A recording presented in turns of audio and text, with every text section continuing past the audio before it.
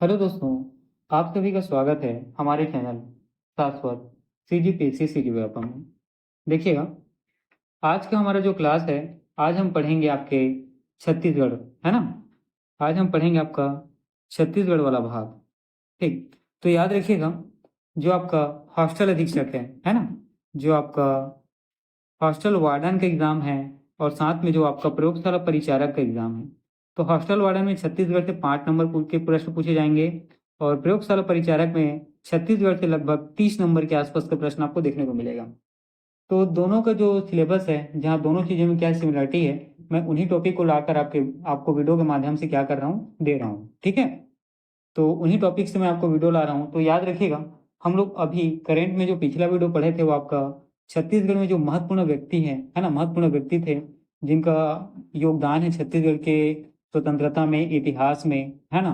तो याद रखिएगा, उन्होंने जो उत्कृष्ट कार्य किए हैं, चाहे वो किसी भी क्षेत्र में हो, ठीक है, उनके बारे में हमारी क्लास जो है जारी क्लास हम लोग कर रहे थे। और वहाँ से क्लास करने का कारण क्या है कि वहाँ से कि हर एग्जाम में वहाँ से प्रश्न बनते हैं, है ना। हर एग्जाम में जहाँ अगर वो सिलेबस में वो टॉपिक है तो वहाँ से प्रश्न बनते हैं। तो इसीलिए इसका 2 वीडियो पहले भी मैंने, है ना, आप अपलोड किया हुआ है। तो आप इस वीडियो को देखने के पहले उन 2 वीडियो को देखें, उसके बाद फिर आप इस वीडियो में आएंगे। तो याद रखिएगा, आज का जो टॉपिक है ये आपका रहेगा महत्वपूर्ण व्यक्तित्व का भाग 3, है ना। महत्वपूर्ण व्यक्तित्व का भाग 3 आज हम लोग पढ़ेंगे। ठीक है, तो देखिए, हॉस्टल वार्डन से निसंदेह आपको यहाँ से एक प्रश्न जरूर देखने को मिलेंगे और प्रयोगशाला परिचारक से यहाँ से डेफिनेटली 2 से 3 क्वेश्चन दिखने की आपके एग्जाम में प्रबल संभावना है। ठीक है, चलिए अब मैं आपसे चलिए अब मैं क्लास को आगे कंटिन्यू करता हूँ। ठीक है,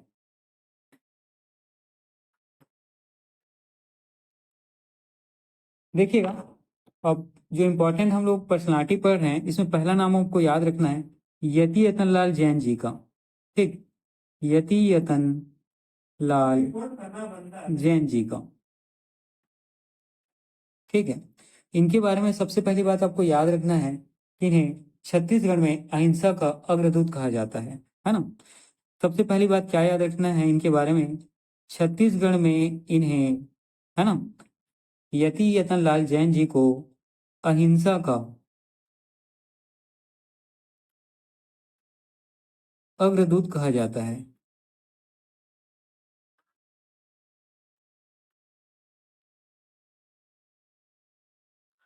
ठीक है, इसके बाद याद रखना इन्होंने विवेकवर्धन आश्रम की स्थापना की। ठीक है, यति यतन लाल जैन जी के द्वारा विवेक वर्धन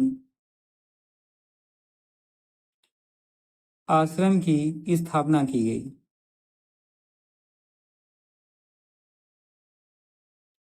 और कहाँ की गई, अगर ऐसा प्रश्न आता है तो याद रखिएगा महासमुंद में। ठीक है, कहाँ, तो याद रखिएगा महासमुंद में। ठीक है, साथ ही आपको याद रखना है 1942 का समय, अगला 1942 के समय जो भारत छोड़ो आंदोलन चल रहा था, इसका प्रस्ताव जो है ना, इंडियन नेशनल कांग्रेस की जो वर्धा, ठीक है, वर्धा याद रखिएगा, वर्धा महाराष्ट्र में एक स्थान है जहाँ अधिवेशन चल रहा था इंडियन नेशनल कांग्रेस का, वहीं इसका प्रस्ताव लाया जाता है। ठीक है, किसका, तो भारत छोड़ो आंदोलन का। तो उसी वर्धा प्रस्ताव में इन्होंने क्या किया था, तो भाग लिया था। ठीक, उसी वर्धा प्रस्ताव में या उसी कहें इंडियन नेशनल कांग्रेस का जो अधिवेशन चल रहा था उसमें इन्होंने क्या किया था, तो भाग लिया था। साथ ही याद रखना कि अहिंसा के क्षेत्र में उत्कृष्ट कार्य करने वाले, ठीक है, अहिंसा के क्षेत्र में उत्कृष्ट कार्य करने वाले व्यक्ति को छत्तीसगढ़ सरकार द्वारा, ठीक है, छत्तीसगढ़ सरकार द्वारा जो है यति यतन लाल जैन अहिंसा पुरस्कार से सम्मानित किया जाता है। ठीक है, यति यतन लाल जैन पुरस्कार से उनको अहिंसा के क्षेत्र में क्या किया जाता है, पुरस्कार प्रदान किया जाता है। ठीक, चलिए, ये हो गए सारी बातें जो है यति यतन लाल जैन के बारे में। आगे बढ़ते हैं और जो आपके आने वाले पर्सनालिटी हैं उनका नाम है हनुमान सिंह। ठीक, अगला जो महत्वपूर्ण नाम है तो आपको याद रखना है हनुमान सिंह।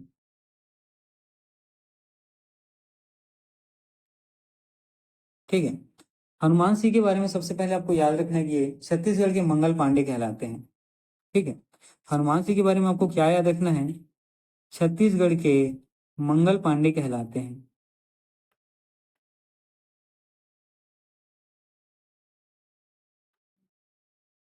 ठीक है, बहुत इंपॉर्टेंट है, याद रखिएगा ये ब्रिटिश सेना में सैनिक थे, है ना, ये ब्रिटिश सेना में सैनिक थे। ठीक है, और कहाँ थे तो याद रखिएगा ये रायपुर में पदस्थ थे, है ना, रायपुर में ये रायपुर में ये पदस्थ थे। और याद रखिएगा तीसरी बटालियन में, है ना, तीसरी बटालियन में ये रायपुर में, और इनका पद याद रखिएगा, उसका नाम पूछा जाता है मैगनी, है ना, मैगजीन लश्कर के पद पर ये क्या थे तो पदस्थ थे। इस पद नाम को पेपर में पहले भी पूछा गया है। ठीक है, तो हनुमान सिंह के बारे में याद रखिए, ये कहाँ पर नियुक्त थे या पदस्थ थे तो रायपुर में थे, और तीसरी बटालियन में मैगनीज लश्कर के पद पर ये नियुक्त थे। ठीक है, तो और इसके बाद इनके बाद आपको और याद रखना है कि 1857 के क्रांति के समय, ठीक है, 1857 के क्रांति के समय हनुमान सिंह जो है, ठीक है, ये व्यक्ति जो है हनुमान सिंह जी जो हैं अपने साथियों के साथ मिलकर, ठीक है, अपने साथियों के साथ मिलकर अंग्रेज अधिकारी, ठीक, अंग्रेज अधिकारी जिनका नाम है, इनका नाम आपको याद रखना इंपॉर्टेंट है, सर्जेंट सिडवेल। ठीक है, इसका नाम क्या है तो याद रखिएगा सार्जेंट सिडवेल। इनकी ये हत्या कर देते हैं। ठीक है, हनुमान सिंह अपने साथियों के साथ मिलकर अंग्रेज अधिकारी सार्जेंट सिडवेल की हत्या कर देते हैं। डेट आपको याद रखना है 18 जनवरी 1858 को। ठीक है, वो इंपॉर्टेंट डेट आपको याद रखना है 18 जनवरी 1858 को।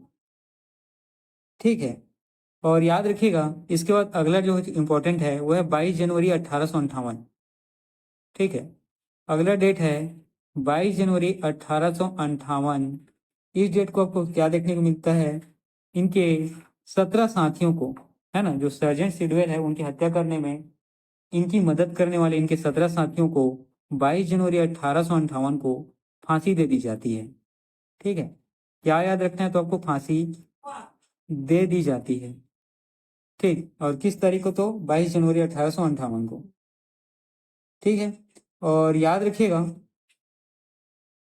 छत्तीसगढ़ में खेल के क्षेत्र में, है ना, जो इंपॉर्टेंट चीज है आपको याद रखना है, हमारे छत्तीसगढ़ में खेल के क्षेत्र में, ठीक है, जो प्रशिक्षक होते हैं, ठीक, प्रशिक्षकों को और जो निर्णायक होते हैं, ठीक है, जो निर्णायकों, हाँ, जो निर्णायक होते हैं निर्णय करने वाले, उनको उनके अच्छे प्रदर्शन के लिए या अच्छे कार्य के लिए हनुमान सिंह पुरस्कार प्रदान किया जाता है। ठीक है, इनके नाम से हनुमान सिंह पुरस्कार प्रदान किया जाता है। ये सारे बातें हो गई हनुमान सिंह के बारे में। यहाँ आप लोगों ने क्या क्या देखा तो सबसे पहले याद रखना है हनुमान सिंह के बारे में, छत्तीसगढ़ के मंगल पांडे कहलाते हैं, ब्रिटिश सेना में सैनिक थे, रायपुर में पदस्थ थे, और तीसरी बटालियन के मैगजीन लश्कर के पद पर ये क्या थे तो पदस्थ थे। 1857 में कहते हैं क्या है कि हनुमान सिंह अपने साथियों के साथ मिलकर ब्रिटिश अधिकारी सार्जेंट सिडवेल की हत्या कर देते हैं। तारीख आपको याद रखना है 18 जनवरी 1858। उसके 4 दिन बाद, है ना, जैसे ही उनकी हत्या की जाती है अंग्रेजों के द्वारा उनको पतासाजी किया जाता है, उनको घेरा जाता है और पकड़ने की कोशिश की जाती है। मंगल पांडे जो है वहाँ पकड़ाते नहीं है, बच के है ना, बच के वो निकल जाते हैं और उनके 17 साथियों को पकड़कर फांसी दे दी जाती है। वो डेट आपको याद रखना है 22 जनवरी 1858। और हमारे छत्तीसगढ़ में याद रखना है वीर हनुमान जी के, है ना, वीर हनुमान सिंह, ठीक, वीर हनुमान सिंह जी के नाम पर खेल के क्षेत्र में जो प्रशिक्षक होते हैं, जो आपको प्रशिक्षण देने वाले होते हैं, जो निर्णायक होते हैं, उनके अच्छे कार्य या उत्कृष्ट कार्य करने के लिए उन्हें वीर हनुमान सिंह पुरस्कार से नवाजा जाता है।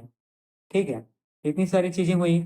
चलिए आगे बढ़ते हैं, और जो आपके आने वाले महत्वपूर्ण पर्सनालिटी है उनका नाम है घनश्याम सिंह गुप्त, ठीक है, उनका क्या नाम है? तो याद रखिएगा घनश्याम सिंह गुप्त।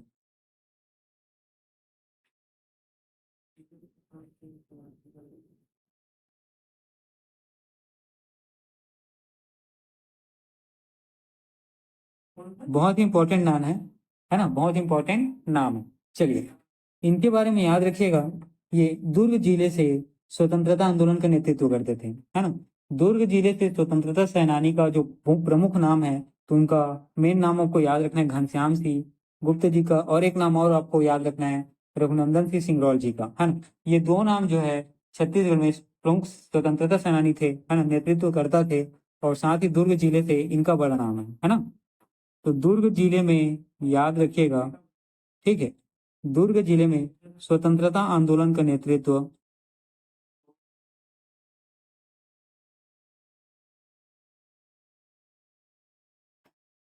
ठीक है, दुर्ग जिले से स्वतंत्रता आंदोलन का नेतृत्व जो है घनश्याम सिंह गुप्त जी के द्वारा किया गया था, ठीक है। साथ ही याद रखिएगा इन्होंने छत्तीसगढ़ में, ठीक है, छत्तीसगढ़ में होम रूल लीग, ठीक है, होम रूल लीग इससे संबंधित और बातें हम लोग जब जब इंडिया जीएस पढ़ेंगे तो वहाँ उसके बारे में हम लोग क्या करेंगे, डिस्कस करेंगे। तो होम रूल लीग से संबंधित कौन थे? तो याद रखिएगा दो नाम आपको याद रखना है, सरदार वल्लभ भाई पटेल और एनी बेसेंट जी। तो ठीक है, तो ये क्या था, होम रूल लीग जो है राष्ट्रीय स्तर का एक लीग था, ठीक है, राष्ट्रीय स्तर का एक क्या था, लीग था, ठीक है। तो इसकी एक शाखा जो है, इसकी एक शाखा जो है इस लीग की 1917 में इन्होंने दुर्ग में स्थापित कराया, ठीक है, 1917 में इन्होंने दुर्ग में क्या किया, तो स्थापित किया, ठीक है।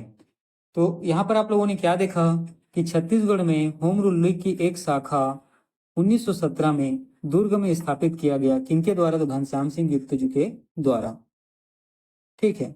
उसके बाद अगला इंपॉर्टेंट चीज याद रखना है कि नवंबर 1933 को, ठीक है, नवंबर 1933 को जब महात्मा गांधी जी का, ठीक है, गांधी जी का छत्तीसगढ़ का आगमन होता है, गांधी जी का छत्तीसगढ़ आगमन होता है, ठीक है, गांधी जी का छत्तीसगढ़ आगमन होता है, तो उस दौरान महात्मा गांधी जी जो है दुर्ग में, ठीक है, दुर्ग में इनके ही निवास पर क्या करते हैं, ठहरते हैं, इनके ही निवास पर क्या करते हैं, तो याद रखिएगा ठहरते हैं, ठीक है। तो नवंबर 1933 को जब महात्मा गांधी जी का छत्तीसगढ़ में द्वितीय आगमन होता है, तो उस दौरान दुर्ग जब ये जाते हैं तो वो घनश्याम सिंह गुप्त जी के ही, ठीक है, निवास में क्या करते हैं, तो ठहरते हैं। इसके बाद अगला डेट आपको याद रखना है 1937 का, ठीक है, 1937 में आपको देखने को मिलेगा कि ये मध्य प्रांत विधानसभा अध्यक्ष पद पर नियुक्त होते हैं, ठीक है। 1937 को आपको क्या देखने को मिलेगा कि आपको मध्य प्रांत में, ठीक है, मध्य प्रांत में विधानसभा अध्यक्ष, ठीक है, विधानसभा का अध्यक्ष इनको नियुक्त किया जाता है, ठीक है।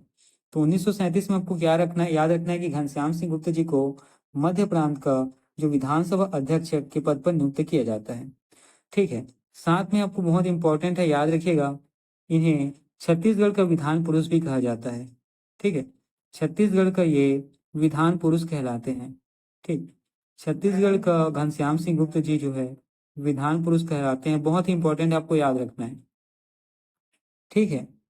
और इसके बाद याद रखना है आपको अगला कि छत्तीसगढ़ सेवक संघ की इन्होंने स्थापना की, ठीक है, छत्तीसगढ़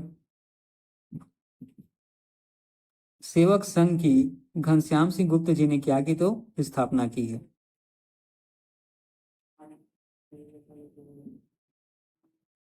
ठीक है। अगला आपको याद रखना है कि इन्होंने दुर्ग में, ठीक है, कहाँ, तो दुर्ग में तुलाराम आर्य, ठीक, तुलाराम आर्य कन्या विद्यालय की स्थापना की, ठीक है, इंपॉर्टेंट है, याद रखना है कि घनश्याम सिंह गुप्त जी ने दुर्ग में तुलाराम आर्य कन्या विद्यालय की स्थापना की। देखिए, तो घनश्याम सिंह गुप्त जी के बारे में हम लोगों ने क्या पढ़ा, छत्तीसगढ़ का विधान पुरुष कहलाते हैं, दुर्ग में इन्होंने स्वतंत्रता आंदोलन का नेतृत्व किया, है ना, दुर्ग शहर के प्रमुख स्वतंत्रता संग्रामी प्रमुख स्वतंत्रता सेनानी थे हमारे छत्तीसगढ़ के साथ। साथ में दुर्ग में एक और नाम याद रखना है, रघुनंदन सिंह सिंगरौल जी का, है ना। और छत्तीसगढ़ में जो होम रूल लीग है उसकी एक शाखा की स्थापना इन्होंने 1917 में दुर्ग में स्थापित किया। नवंबर 1933 को जब दूसरी बार महात्मा गांधी जी जब छत्तीसगढ़ आए, तो जब वे दुर्ग पहुंचे तो वे दुर्ग में घनश्याम सिंह गुप्त जी के निवास में ही ठहरे थे। ठीक है। 1937 में मध्य प्रांत का जब विधानसभा हुआ तो उस विधानसभा अध्यक्ष क्या हुए, नियुक्त किए गए। छत्तीसगढ़ सेवक संघ की इन्होंने स्थापना की। और साथ में याद रखना है ना, दुर्ग में तुलाराम आर्य कन्या विद्यालय की स्थापना भी घनश्याम सिंह गुप्त जी के द्वारा किया गया था। चलिए आगे बढ़ते हैं और आने वाले जो इम्पोर्टेंट पर्सनालिटी है उनके बारे में देखते हैं। ठीक, तो आने वाला जो इम्पोर्टेंट पर्सनालिटी है उसका नाम है अगला जो है ज्ञान सिंह। ठीक है, क्या याद रखना है, तो ज्ञान सिंह जी का नाम। ठीक है, ज्ञान सिंह जी के बारे में आपको याद रखना है, ये बस्तर के प्रथम शहीद थे। ठीक है, ज्ञान सिंह जी के बारे में क्या याद रखना है आपको, बस्तर के प्रथम शहीद थे। ठीक, बस्तर के प्रथम शहीद ये क्या है तो कहलाते हैं। ठीक है, इन्हें 20 जनवरी 1825 को फांसी दी गई। इनको फांसी कब दी गई, तो याद रखिए डेट आपको, 20 जनवरी 1825 को इन्हें फांसी दी गई। ठीक है, इनके बारे में बस इतनी ही चीज आपको याद रखनी है। अगला जो है, अगला पर्सनालिटी नाम याद रखिएगा, बैरिस्टर छेदीलाल। ठीक है, अगला जो पर्सनालिटी है उसका नाम आपको याद रखना है, बैरिस्टर छेदीलाल जी का। ठीक है, बैरिस्टर छेदीलाल जी का। ठीक है, बैरिस्टर जुड़ा हुआ इसका मतलब क्या है, तो याद रखिएगा ये वकालत का कार्य करते थे। क्या थे, तो वकील थे। ठीक है, इनका संबंध कहाँ से है, तो याद रखिएगा अकलतरा जांजगीर चांपा जिले से है। ठीक, इनका संबंध कहाँ से, तो आपको याद रखना है अकलतरा जांजगीर चांपा जिले से है। ठीक है, याद रखिएगा इनके बारे में एक प्रश्न पूछा गया था, है ना। ये एक डेट याद रखना, 1913। ठीक, 1913 के बैरिस्टर की उपाधि लेकर भारत लौटते हैं। ठीक है, 1913 में इनके बारे में क्या याद रखना है आपको, बैरिस्टर की उपाधि लेकर ये भारत लौटते हैं।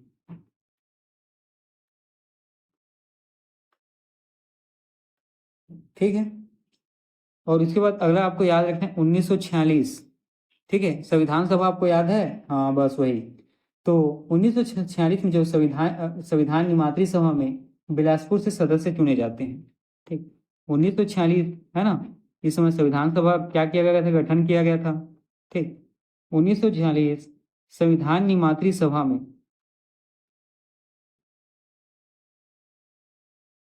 ठीक है, ये जो है बिलासपुर से सदस्य चुने जाते हैं। ठीक है, बिलासपुर से ये जो है सदस्य चुने जाते हैं। ठीक है, इंपॉर्टेंट है, याद रखना है। उसके बाद अगला डेट आपको एक और डेट याद रखना है, 1922 का। ठीक है, 1922 में आपको देखने को मिलेगा कि जबलपुर से प्रकाशित माखनलाल चतुर्वेदी की पत्रिका कर्मवीर का संपादन भी ये इनके द्वारा किया जाता है। ठीक है, तो याद रखिएगा एक पत्रिका है जिसका नाम है कर्मवीर। ठीक, एक पत्रिका है जिसका नाम क्या है, तो कर्मवीर। इसका संपादन भी, है ना, इसके द्वारा किया जाता है, तो याद रखिएगा बैरिस्टर छेदीलाल जी के द्वारा। और कर्मवीर जो पत्रिका है, ये किसका प्रकाशन है, तो नाम याद रखिएगा माखनलाल चतुर्वेदी जी का। ठीक है, किसकी कृति है, तो याद रखना है आपको माखनलाल चतुर्वेदी जी का। ठीक है, माखनलाल, एक मिनट, चतुर्वेदी जी का। ठीक, माखनलाल चतुर्वेदी जी का क्या है, तो पत्रिका है। साथ में इनकी एक प्रमुख रचना है, रचना के बारे में आपको याद रखना है, इंपॉर्टेंट है और एक ही है। ठीक है, ये है हालैंड की स्वाधीनता का इतिहास। ठीक, हालैंड की स्वाधीनता का इतिहास, ये रचना किसकी है, तो याद रखिएगा बैरिस्टर छेदीलाल जी का।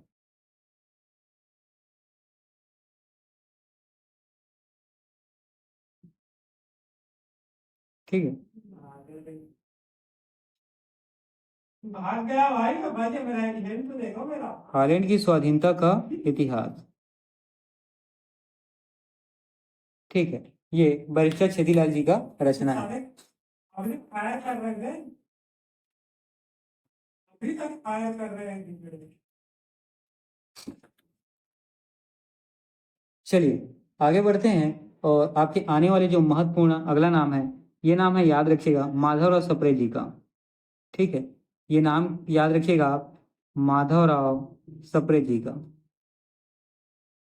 ठीक है, माधवराव सप्रे जी के बारे में भी आपको याद रखना है कि इन्होंने एक पत्रिका जिसका नाम है छत्तीसगढ़ पत्र, ठीक है, का इन्होंने क्या किया तो प्रकाशन किया, और कहाँ से किया था तो पेंड्रा से। ठीक, माधवराव सप्रे के बारे में आपको क्या याद रखना है कि इन्होंने एक पत्रिका जिसका नाम है छत्तीसगढ़ मित्र, ठीक है, एक पत्रिका जिसका नाम छत्तीसगढ़ मित्र है, इसका ये प्रकाशन करते हैं, और कहाँ से करते हैं तो याद रखिएगा पेंड्रा से। ठीक, कहाँ से करते हैं तो पेंड्रा से। ठीक है, और कब करते हैं तो डेट याद रखिएगा, 1900 के आसपास, 1900 के आसपास का समय था, है ना। डेट आपको याद रखना है, 1900 के आसपास के समय था। इसके बाद अगला डेट आपको याद रखना है 1907। ठीक है, अगला डेट इनके संबंध में आपको याद रखना है 1907 का। ये जो केसरी पत्रिका है, ठीक है, एक पत्रिका और नाम याद रखिएगा, केसरी पत्रिका। ठीक, केसरी पत्रिका, इस पत्रिका का रूपांतरण जो है हिंदी भाषा में हिंद केसरी के नाम से करते हैं। ठीक, जो केसरी पत्रिका है इसका ये रूपांतरण करते हैं हिंदी भाषा में। याद रखना है किस भाषा में तो हिंदी भाषा में। ठीक है, हिंदी भाषा में इंपॉर्टेंट है, और किस नाम से करते हैं तो याद रखिएगा हिंद केसरी के नाम से। ठीक है, किस नाम से तो हिंद केसरी के नाम से। ठीक, उसके बाद अगला डेट आपको याद रखना है 1920 का। अगला डेट आपको याद रखना है 1920 का। ठीक है, 1920 में आपको याद रखना है कि राज्य में किसान सभा का ये गठन करते हैं। ठीक है, ये किसान सभा का गठन करते हैं। माधवराव सप्रे जी जो है किसान सभा का क्या करते हैं तो गठन करते हैं, और कहाँ करते हैं तो स्थान याद रखना है आपको, राजिम में, है ना। कहाँ तो याद रखिएगा राजिम में। ठीक, और इसके बाद एक और चीज याद रखिएगा, इनका एक कथन है। ठीक है, इनका एक कथा में बहुत ही फेमस है, याद रखना है, मुझे मोक्ष प्यारा नहीं है मैं फिर जन्म लूंगा। ठीक है, इन्होंने कहा था, माधव सप्रे जी ने, मुझे मोक्ष प्यारा नहीं है।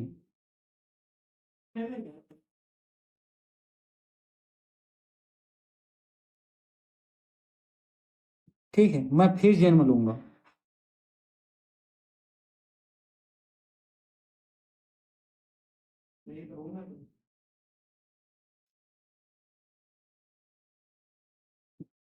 ठीक है, ये इनकी कथन है। अब इनके कुछ महत्वपूर्ण रचनाएं हैं, ठीक है, जिनके बारे में आप लोगों को जानना जरूरी है। तो इसमें एक याद रखिएगा, देश की दुर्दशा। ठीक है, देश की दुर्दशा, यह रचना किसकी है तो माधवराव सप्रे जी की। ठीक है, और इसके बाद आपको याद रखना है बम गोले का रहस्य। ठीक है, अगला रचना आपको याद रखना है बम, ठीक है, बम गोले का रहस्य।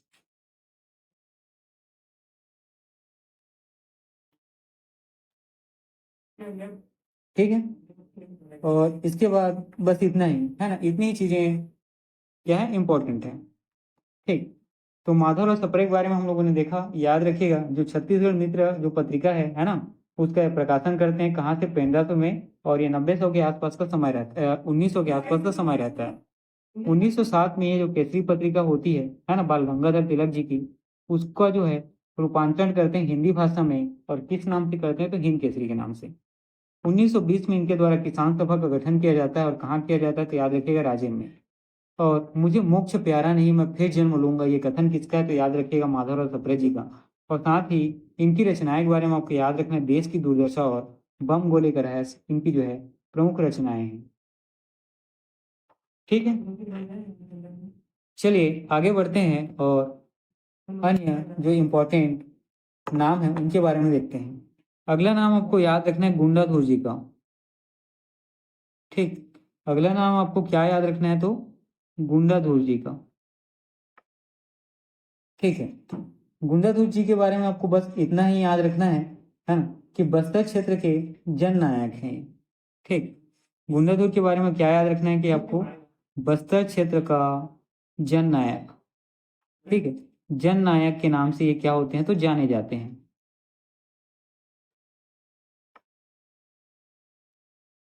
ठीक है, और याद रखिएगा छत्तीसगढ़ में इनके नाम से खेल रत्न पुरस्कार सर्वश्रेष्ठ खिलाड़ी को दिया जाता है। ठीक, इनके नाम से छत्तीसगढ़ में खेल रत्न पुरस्कार जो है उत्कृष्ट प्रदर्शन करने वाले खिलाड़ी को, है ना, क्या किया जाता है तो प्रदान किया जाता है। अरे ठीक है, चलिए इनके बारे में बस आपको इतना ही याद रखना है। अगला जो नाम है, ठीक है, आगे बढ़ते हैं और देखते हैं अगला जो नाम है, ये नाम है राजमोहिनी देवी जी का। ठीक है, राजमोहिनी देवी जी का अगला नाम आपको याद रखना है, राजमोहिनी देवी जी का। ठीक है, याद रखिएगा ये गांधीवादी विचारधारा से संबंधित थी। ठीक है, राजमोहिनी देवी जी के बारे में आपको क्या याद रखना है, ये गांधीवादी, ठीक है, विचारधारा से प्रभावित थी।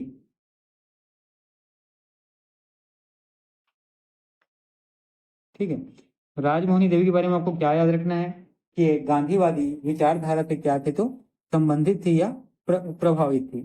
ठीक है, और याद रखिएगा छत्तीसगढ़ में जो भूदान आंदोलन हुआ उसमें इन्होंने भाग लिया था।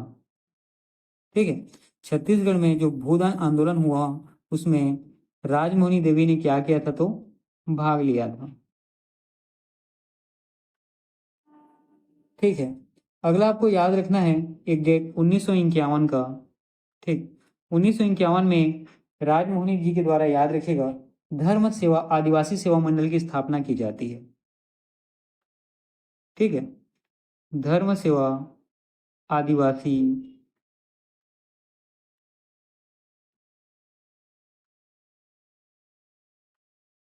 सेवा मंडल की स्थापना की जाती है।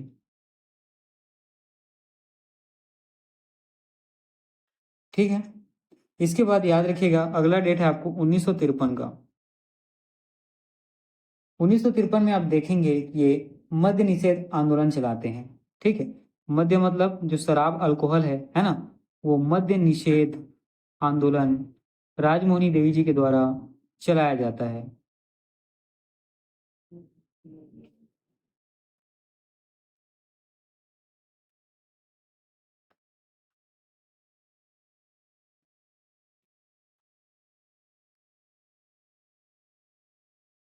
ठीक, और एक चीज और याद रखना है, डेट 1989 में इन्हें पद्मश्री सम्मान प्राप्त हुआ है ना। 1989 में आपको इनके बारे में क्या याद रखना इंपॉर्टेंट है, पद्मश्री पुरस्कार से इन्हें भारत सरकार द्वारा क्या किया गया है तो सम्मानित किया गया है।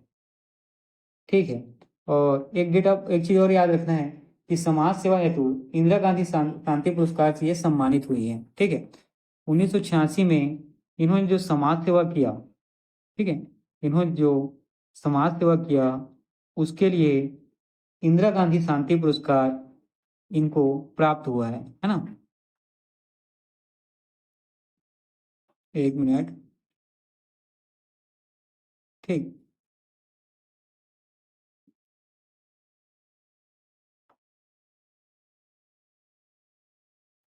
इंदिरा गांधी शांति पुरस्कार इनको प्राप्त हुआ है, इंपॉर्टेंट है, याद रखना है आपको। ठीक है, चलिए आगे बढ़ें। तो राजमोहिनी देवी की जी के बारे में आप लोगों ने क्या देखा कि ये गांधीवादी विचारधारा से क्या थे तो प्रभावित थे, संबंधित थे। छत्तीसगढ़, है ना, जो भूदान आंदोलन में इन्होंने क्या किया था तो भाग लिया था। साथ ही 1951 में ये धर्म सेवा आदिवासी सेवा मंडल की स्थापना करते हैं। 1953 में इनके द्वारा मद्य निषेध आंदोलन चलाया जाता है। 1989 में इन्हें पद्मश्री पुरस्कार जो है जन सेवा के लिए है ना, पद्मश्री पुरस्कार जो है इन्हें प्रदान किया जाता है। जन सेवा से संबंधित होती है, समाज सेवा से संबंधित होती है। 1986 में आप देख पाएंगे कि समाज सेवा के अच्छे कार्य के लिए इन्हें इंदिरा गांधी शांति पुरस्कार प्रदान किया जाता है। ठीक है, चलिए आगे बढ़ें और कुछ और इम्पोर्टेंट नाम आपको ध्यान देने हैं।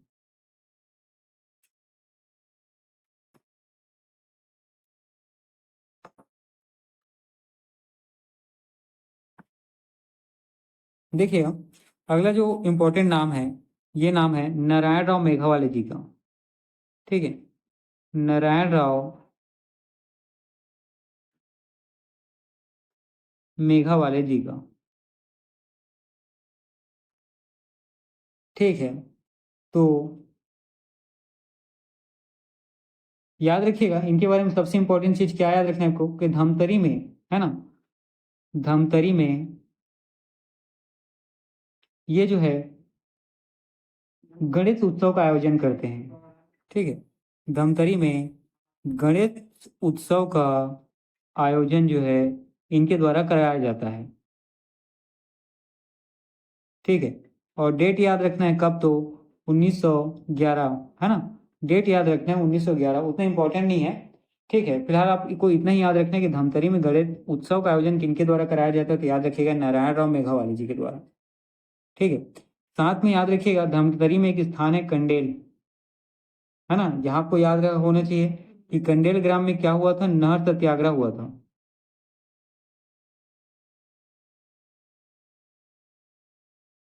ठीक है, इस नहर सत्याग्रह का नेतृत्व भी नारायण राव मेघावाले जी के द्वारा किया गया।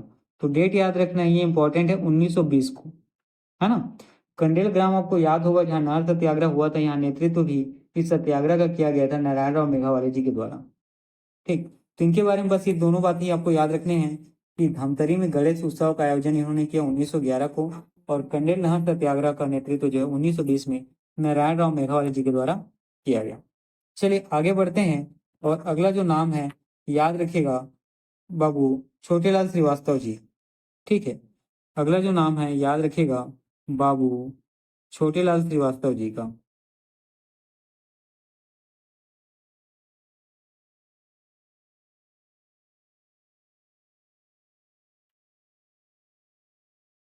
ठीक है, अब इनके बारे में आपको क्या याद रखना है, देखिए इन्होंने, है ना, बेसिकली आपको देखिएगा आपको पर अलग अलग सत्याग्रह जो आंदोलन हुए, ठीक है, उनका इन्होंने क्या करता है, कंटिन्यू आपको देखने को मिलता है, नेतृत्व इनके द्वारा किया जाता है। ठीक है, तो बेसिकली आपको अगर ऐसा कहा जाए, ठीक है, कि सत्याग्रह या आंदोलन का प्रमुख नेतृत्व करता थे, तो ये गलत नहीं होगा। ठीक है, चलिए एक सीक्वेंस में प्रॉपर देखते हैं। ठीक है, सबसे पहले तो 1920 का याद रखना है। 1920 में जो कंडेल नहर सत्याग्रह हुआ था, उसके नेतृत्वकर्ता में बाबू छोटेलाल श्रीवास्तव, और साथ में जिसके पहले हम लोगों ने पढ़ा नारायण राव मेघावाले जी, दोनों का प्रमुख योगदान था, और लगभग 3 व्यक्ति के द्वारा उस नहर सत्याग्रह का आंदोलन किया गया था। ठीक, आंदोलन का नेतृत्व किया गया था। तो 1920 में ये जो है कंडेल नहर सत्याग्रह का नेतृत्व इनके द्वारा क्या किया जाता है, तो किया जाता है। ठीक है, उसके बाद अगला जो आपको याद रखना है, गट्टा सिली में जंगल सत्याग्रह का नेतृत्व ये 1930 में करते हैं। ठीक है, याद रखिएगा ये स्थान है गट्टा सिल्ली। ठीक, गट्टा सिल्ली में जो जंगल सत्याग्रह होता है,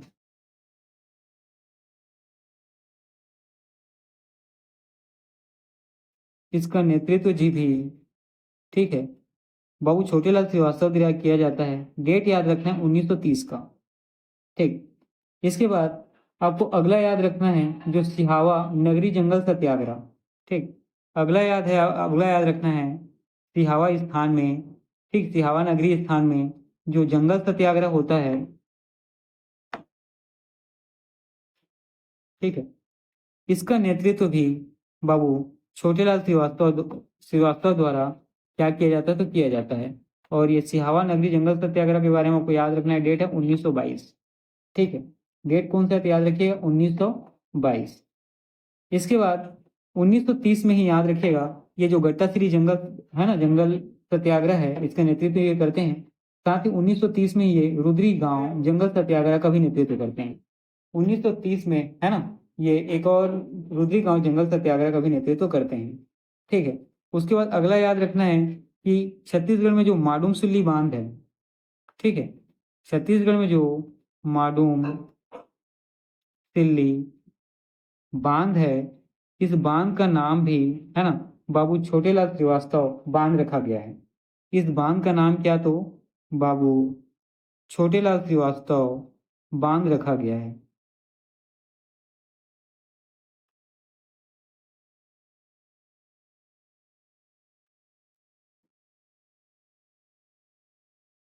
ठीक है,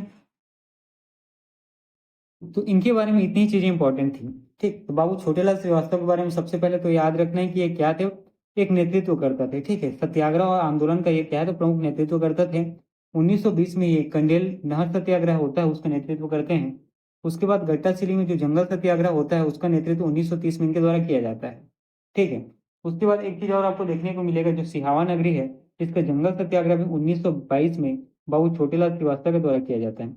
1930 में एक याद रखिएगा, जो रुद्री गांव में, है ना, जो जंगल सत्याग्रह होता है 1930 में, उसका नेतृत्व भी बाबू छोटेलाल श्रीवास्तव के द्वारा किया जाता है। जो माडूम सिल्ली बांध है, ठीक है, जो माडूम सिल्ली बांध है, ठीक है, उस बांध का नाम बाबू छोटेलाल श्रीवास्तव बांध रखा गया है।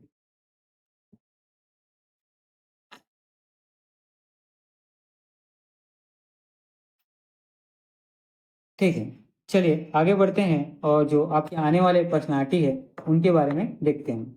तो अगला नाम आपको याद रखना है नथुजी जगताप का। ठीक है, अगला नाम आपको याद रखना है नथुजी जगताप जी का।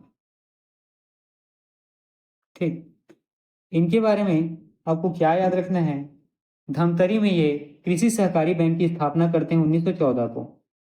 ठीक है, धमतरी में ये कृषि सहकारी बैंक, ठीक है, कृषि सहकारी बैंक की क्या तो स्थापना करते हैं। ठीक, कब, तो डेट याद रखना है 1914 को, है ना।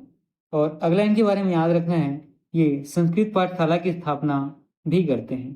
ठीक है, ये जो है संस्कृत पाठशाला की स्थापना भी इनके द्वारा की जाती है। ठीक है, तो इनके बारे में दो ही चीज याद रखना है कि धमतरी में कृषि सहकारी बैंक की स्थापना 1914 में इन्होंने की, और संस्कृत पाठशाला की स्थापना 1921 में इनके द्वारा किया गया था। और साथ ही एक चीज और याद रखना है ना, कि इनके निवास पर, ठीक है, इनके घर पर पंडित सुंदरलाल शर्मा जी द्वारा, ठीक, पंडित सुंदरलाल शर्मा जी द्वारा 1930 में सत्याग्रह आश्रम स्थापित किया गया।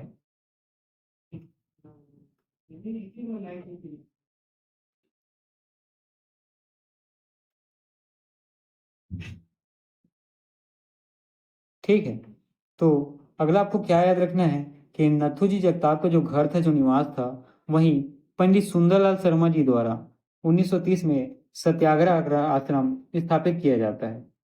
ठीक है, ये बारे किनके बारे में हो गई, तो नथुजी जगताप के बारे में। चलिए आगे बढ़ते हैं, और अगला नाम आपको याद रखना है राम प्रसाद देशमुख जी का। ठीक है, अगला नाम आपको याद रखना है राम प्रसाद देशमुख जी का।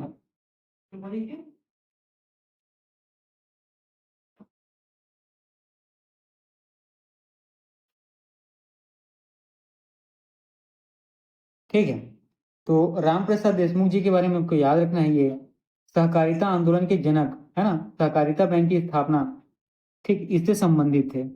ये सहकारिता आंदोलन के जनक कहलाते हैं।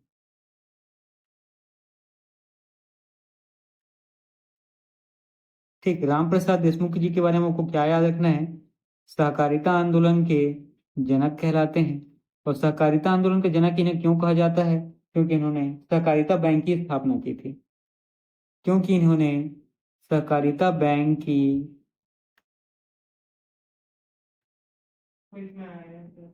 की स्थापना की थी। और ये, ठीक है, और ये सहकारिता आंदोलन के जनक कहाँ कहलाते हैं, तो याद रखिएगा दुर्ग में। ठीक है, क्योंकि दुर्ग में इन्होंने सहकारिता बैंक की स्थापना की थी। ठीक है, इनके बारे में बस ये 2 ही चीज आपको याद रखना। एक चीज और याद रखिएगा कि भूमि विकास बैंक की स्थापना इनके द्वारा की गई थी। ठीक है, जो भूमि विकास बैंक है उसकी स्थापना भी इनके द्वारा की गई थी।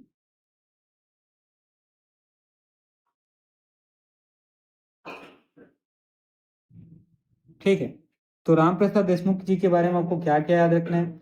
सबसे पहले तो याद रखना है कि दुर्ग में इन्हें सहकारिता आंदोलन के जनक के नाम से जाना जाता है। क्यों? क्योंकि दुर्ग में इन्होंने भूमि विकास बैंक की क्या की थी? तो स्थापना की थी। ठीक है, और ठीक, और साथ ही सहकारिता बैंक की स्थापना की थी। ठीक, सहकारिता बैंक की स्थापना की थी, इसलिए इन्हें सहकारिता आंदोलन का जनक कहा जाता है दुर्ग में। और भूमि विकास बैंक की स्थापना भी इनके द्वारा ही किया गया था। अगला एक नाम याद रखिएगा, बिन्नी बाई जी का। ठीक है, अगला एक इंपॉर्टेंट नाम है, याद रखिएगा, बिन्नी बाई जी का। ठीक है, तो बिन्नी बाई के बारे में याद रखना है, इन्हें रायपुर की नगर माता कहा जाता है। ठीक है, बिन्नी बाई जी के बारे में क्या याद रखना है? इन्हें रायपुर की नगर माता कहा जाता है। रायपुर की नगर माता के नाम से ये क्या है? तो प्रसिद्ध है। ठीक है, और एक और नाम याद रखिएगा, राधाबाई जी का। जब छत्तीसगढ़ के इतिहास पढ़ेंगे तो इनके बारे में हम लोग डिटेल से पढ़ेंगे, है ना, कि इन्होंने किन किन आंदोलन में किस प्रकार से अपना सहयोग प्रदान किया। ये जेल भी गई थी। ठीक है, तो रायपुर की, ठीक है, नगर की दाई कहलाती है। ठीक है, रायपुर रायपुर की नगर की ये दाई कहलाती है।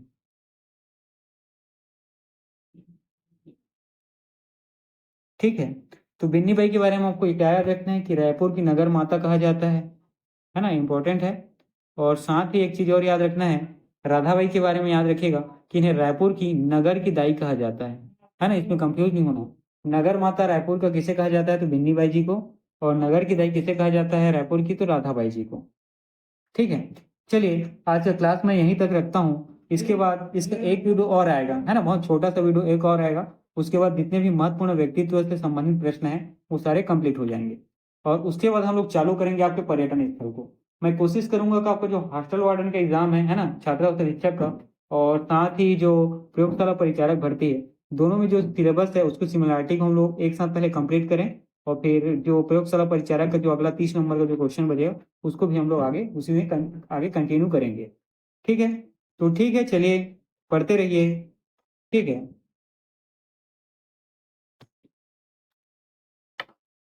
चलिए, ठीक है, पढ़ते रहो, है ना, पढ़ते रहो।